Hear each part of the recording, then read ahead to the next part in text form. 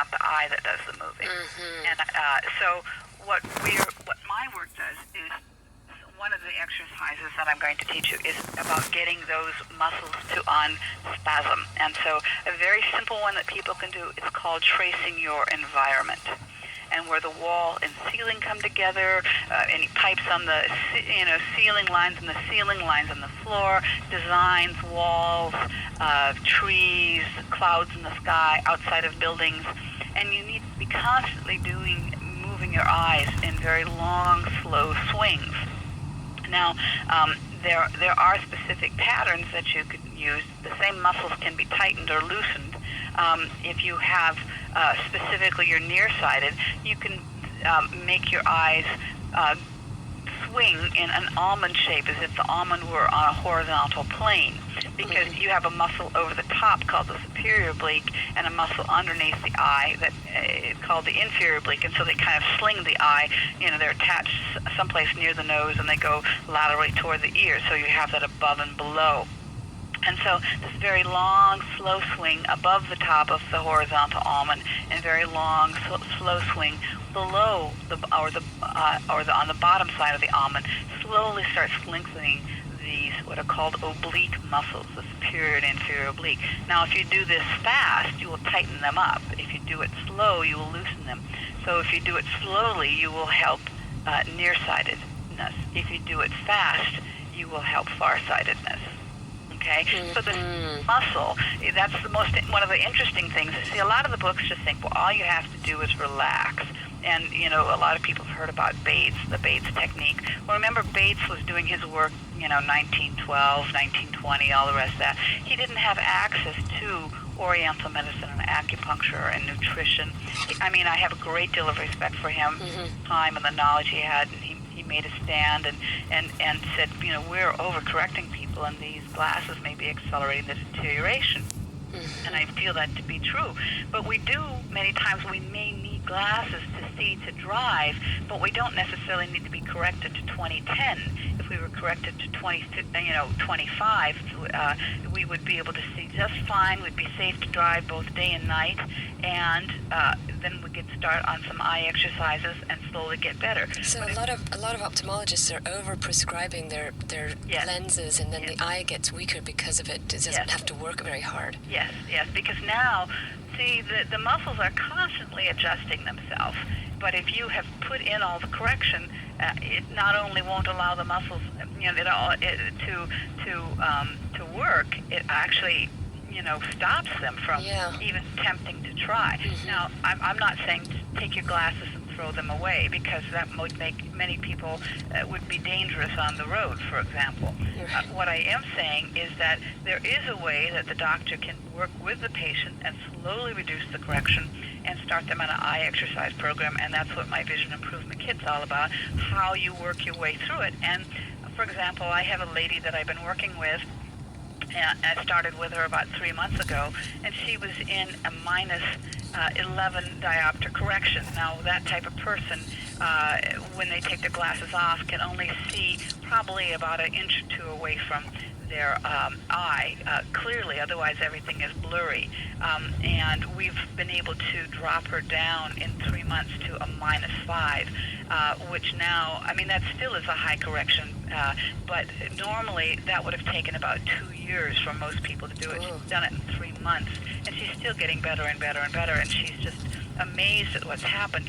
But she had other things too. She had headaches, she had stomach aches, and we were getting rid of the headaches, the migraines, the stomach aches. These are all because when she would get stressed out, she'd get the stomach aches, she'd get the migraines, her muscles around her eyes would tighten up. This is not just one problem, this is multiple problems of how the body deals with tension. And so we don't even think about the eye generally, because we've just never been taught that we know the eye has muscles, but we don't think about exercising them so much. Right. Well, it's just not, there are whole philosophies in China, for example, where they will have the factory workers and the children stop twice a day and do 10 minutes of acupressure point exercises, so they understand this. Excellent. And in the regions that they do that, people do not wear thick glasses. Now, if you take someone who is Chinese and bring them over here and they live our lifestyle, eat our food, and don't have the training, of course they're going to get thick glasses just like we do. So it's not you are genetically inferior. If that were the case, then the whole American public is genetically inferior to the rest of the world because we wear more glasses and have more eye problems than the rest of the world. Do you think there's laziness has a lot to do with the eye problem? Because, I mean, if people knew about the exercises, but they don't do them, I mean, what good, they've got to really be dedicated. There's a certain amount of laziness, but it's more that they're just not educated because their doctors are not taught this information. If you go to your doctor, and we have the philosophy that our doctor is trained, he's got the degrees, he must know all the information, and if you go to your doctor and the doctor says, no, this is impossible, then where do you go? And they'll go, well, anybody who doesn't have a degree and is teaching this is a quack. Well, I think that what they need to understand is there's an invested interest in keeping people in the old ways. People are afraid, well, if all my patients got better and didn't need glasses, who am I going to treat? When the fact of the matter is you're going to treat the rest of their family. Right.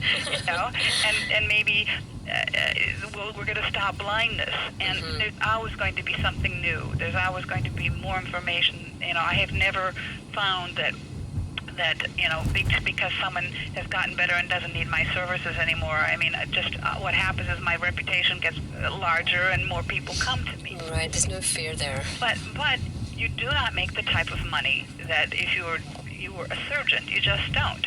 But to me, the truth is more important. I don't want to have these eye problems. I don't want to go blind. People do not go blind from old age.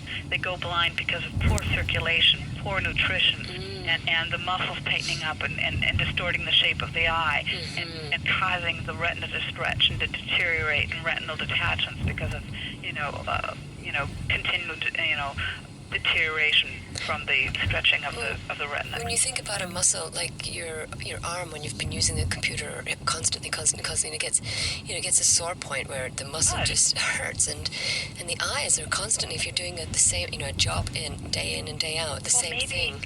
We need to take frequent visual breaks. Yes. For one. Yes. We were never meant to spend our whole life in front of a computer. In front of a computer or reading or doing close work. We were meant to be a species that got up often to run and exercise and do physical, activity. And so some of the recommendations that I tell people is get when you're reading something, look up at the end of every paragraph. And I would say if you're on the computer, look up twice every paragraph in the middle, and then because of the typing and et cetera. Yes. Get up and do something every 20 to 30 minutes. Yes, and take a little break. Put yourself in good lighting conditions with natural lighting coming in, or make sure that you have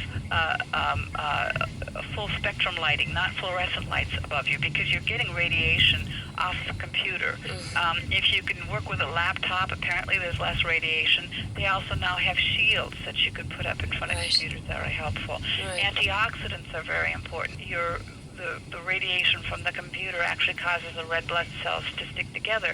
So vitamin C, vitamin E, vitamin A, coffee's not great if you're going to be in front of a computer because, again, the radiation from the computer decreases your circulation to your eye. So all of these things, it's about I'm not saying that don't use your computer. We all have become a computer world. But if you start using some of the things that I suggest, you'll find that your eyes won't. Watch your food as you eat. And you'll say, well, I do that. No, you don't. Watch it as it comes into your mouth? Yeah. As soon as it starts getting blurry or difficult to focus on, everybody looks away from it. I want you to watch your food or your drink or whatever it is with 3 bites or 3 drinks with every time you pick something up. I don't care if it's a snack or, a meal. And only 3 because I don't want you, I want you to eat and enjoy it. But you're going to have to put a conscious effort following it all the way in and following all the way out. Okay? There's another one that we do, which is a thumb push-up. Take your thumb, put it straight out in front of you. Look at the wrinkles on your thumb. Take some long, slow, deep breaths, clear it, and then slowly bring it towards you. When the wrinkles become blurry, stop and take long, slow, deep breaths. And when it clears, bring it an inch closer and more long, slow, deep breaths. Every time it clears, and the closer you get, the longer it'll take. Long, slow, deep breaths are very important. And bring it another inch closer. Keep on doing this until you get to a point where it will clear no more. Then take the thumb and stretch it out and look off to the distance. So, and then a last thing to do, like when you wake up in the morning, for example, a lot of people like to, read a little bit when they just woke up. But they don't want the world to know that they're up yet. Well, start, with the book if you have to, at an arm's length or wherever you have to, bring it into the where your focusing point is. But bring it right to the point where it just barely gets to be blurry. And start reading there until it clears, and then bring it in another inch and read. And by the time you've been doing this for half an hour, for example, very slowly, you found that you probably brought it in a foot closer. Wow, amazing. What about when the headache starts? Where do you get the headache? If when the thumb comes in to a point where you don't do it for very long periods of time. Yeah, that's why using the book is very good, because you could start and do it on a much slower, bring it in slowly. So, you don't do it for a long period of time, and you don't overdo it if you start getting a headache. But, as you do it, each time you're going to get stronger and stronger and stronger, And if you want to push it, but not so much that you're uncomfortable, but it will be a little bit uncomfortable, just like doing sit-ups is a little bit uncomfortable, but not so much that you get a Charlie horse. Right. How can excessive nearsightedness contribute to a detached retina? Well, that problem is that when people are highly nearsighted and the muscles, the obliques, are pushing on the eye, it causes the eye to stretch out, and the retina itself is not very flexible. And think of the back of the eye as kind of being a cup, and the retina coming forward, and it comes forward to about the level of where the iris is. And there's a strip right behind the iris of a couple millimeters, which we call the ora serrata. And it's an area where the circulation's not very good. And so that's where the retina is coming forth and kind of attaching behind the iris. And that's a place where a lot of thinning can come at the retina, and actually retinal detachments. And so the more nearsighted that you are, the more pull there's going to be on this space. Does that make sense? Yeah. So when you go to the doctor and year after year after year after year, he gives you stronger and stronger and stronger glasses, there is a stretching and a distortion and a lengthening, almost like, when you've seen an old balloon and there's areas where you see kind of warping. Well, the tissues will stretch out. Now, they can stretch out also if your metabolism isn't very good, in particular your liver. In Oriental medicine, they say the liver rules the kidney. The liver rules the tendons. The liver rules the tendons. So to me, the sclera is a tendon-like material, and when a highly nearsighted person, their tendons are very thin, and their scleras are more easily distorted. The tendons are very weak, rather. It's a better expression. And so that same type of person, who's highly nearsighted, if they went out for sports, for example, football or something, the same injury to them probably would be worse. There's even been reports of people who are highly nearsighted who went on some of these high-speed amusement rides and have come up with retinal detachments. I had a patient of mine who was highly nearsighted, and he was swimming in the ocean in the Caribbean, and a big wave came over him. When he came up, he had bilateral retinal detachment. Oh, boy. So, a hole could be sitting there, and we could go into, extreme sports of some type. And so, yes, there is a difference, and doctors don't realize that this is the consequence, that they may actually be feeding the mechanism rather than, it's not, again, that we don't need glasses. It's not that there isn't a problem. It's that the glasses are just a part of the training. We put them in glasses so that they won't be dangerous when they're driving on the road, so they can do their work, so they can do their reading in school. But then we start them on an exercise program to start opening up the muscle spasms. And with the work that I do, and I look at their prescription, I can tell which muscles are too tight or too loose. And we can actually tighten them or loosen them with acupressure points. And I can teach this to patients. I can teach this to doctors. And that it will give you can actually go through acupressure points and tighten and loosen muscles.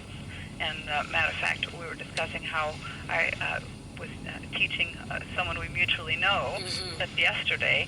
This person, by working with the acupressure points and massaging on them, went from 2040 down to a 2015, which 2015 is better than 2020, and she would have been put in some fairly strong first step glasses, and even in just one session, we were able to reduce the tension on the muscles around the eye enough so that's not going to happen. And so, how often? I know you really should be doing this every day. Does it ever come to a point where your eye is okay and you don't have to do the exercise? Well, yes and no. Okay. Is there ever a point where you don't have to take care of your body and be physically fit? Not really. Okay, but when you get in better shape, you don't have to do so much, right? Yes. And so, as far as, for example,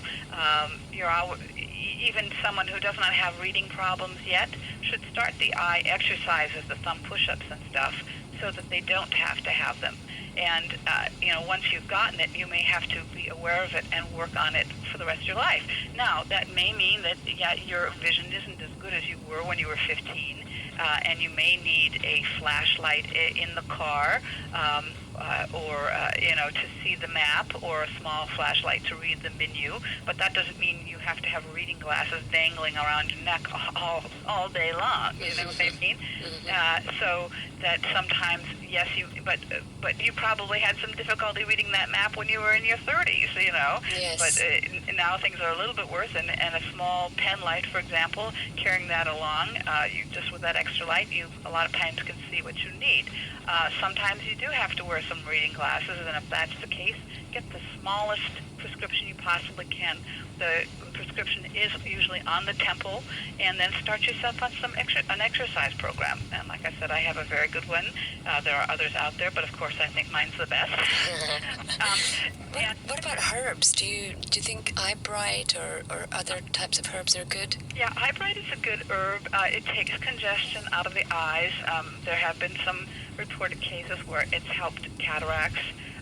Things like vitamin C, vitamin E, and vitamin A are very good for cataracts. There's something called Succincinaria maritima, which does. Lutein is very good for the back of the eye.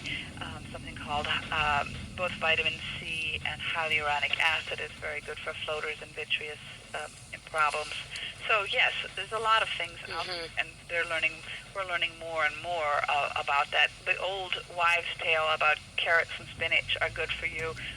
Most definitely, carrots are high in vitamin A, and spinach is high in lutein, which is good for the back of the eye. Excellent. And could you tell me what diopters and astigmatism is? Well, diopters is a hard thing to understand. It really has to do with how strong the lenses are, and you've got to see, the whole point of the lens is to bend the light, and the reason we do that is because the eye is too long or too short for the rays of light. In nearsighted eye, the rays of light are focusing in front of the eye, and so we would need to put a lens up that actually will lengthen the focusing mechanism, so it will hit the back of the retina when it comes together as a focus. Whereas in the far-sighted eye, the eye is too short, so we need to put a lens up, a condensing lens or a plus lens, that will make the rays come together very quickly, so they'll focus on the back of the eye. And so this is what the glasses are, is they're changing how fast the rays of light come forward and backwards. And so it's a little bit hard to understand, but someone, for example, who was nearsighted and took their glasses off, if they had a 2 diopter correction, they'd be able to see about a half a meter, or 1 divided by 2, away from themselves clearly. If they were in a 10 diopter correction, they'd only be able to see a tenth of a meter away from themselves clearly without their glasses on. So it really is about how strong the glasses are, how fast they change the angle of the rays of light coming together for a focus. Okay, and astigmatism is that the muscle is too tight in one meridian. Okay, you have a spherical correction, which is the same correction in all directions, or